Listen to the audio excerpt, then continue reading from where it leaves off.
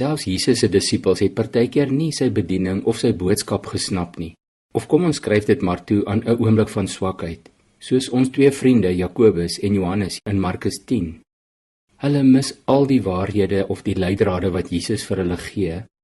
Eers verduidelik hy dat die nederigheid en kinderlikheid van klein kindertjies noodsaaklik is vir enige een wat graag deel wil wees van God se familie.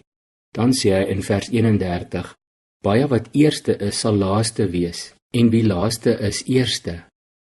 In vers 33 en 34 vertel hy dan vir die disippels wat vir hom in Jerusalem voorlê, sy lyding, sy dood en opstanding.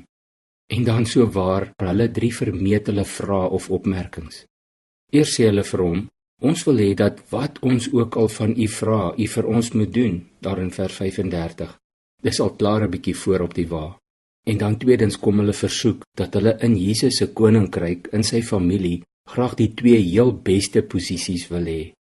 Die 2 ereplekke langs 'n koning was uiteraard reg langs hom aan sy linker en regterhand. En dan derdens, as Jesus vir hulle sê, hulle besef nie wat hulle vra nie, kan julle die beker drink wat ek drink, vra hy vir hulle in vers 38. Dan antwoord hulle sommer vinnig, ja, ons kan. Ek dink as Jesus nie so liefdevol en wonderlik geduldig was nie, sou hy daar dalk maar net sy kop geskud het, of sy hande saamgeslaan het. My ma sou gesê het, bid jou dit aan. Eers verduidelik hy vir hulle die gruwelike magsmisbruik deur wêreldse leiers, en dan praat hy baie persoonlik met sy disippels en natuurlik ook met jou en my.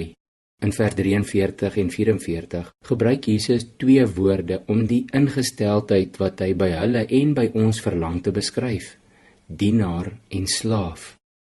Hy sê, wie dan nou belangrik onder julle wil wees, moet julle dienaar wees. En wie eerste onder julle wil wees, moet almal se slaaf wees. En om te wys dat hy self so lewe, voeg hy die herinnering by, want ook die Seun van die mens het nie gekom om gedien te word nie, maar om te dien en sy lewe te gee as losprys vir baie. Jakobus en Johannes het op daardie dag nie mooi besef waaroor Jesus se lewe en sy leer gaan nie, of dalk het hulle net 'n dowwe oomblik gehad. Maar hoe wonderlik is dit nie, dat dit nie uitgelaat is uit die evangelies nie. Ons sien die disippels was ook menslik. Dit is in die evangelies opgeteken, sodat ek en jy uit hulle foute kan leer. Sal ons dit doen? Sal jy leer uit Jakobus en Johannes se fout? Kom ons bid saam.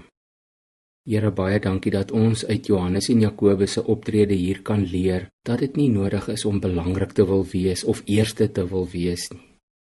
Dankie dat U ons in woord en daad kom leer het om te dien, om 'n dienaar te wees.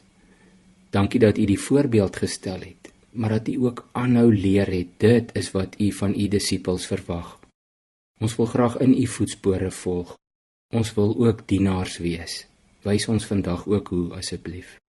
Amen.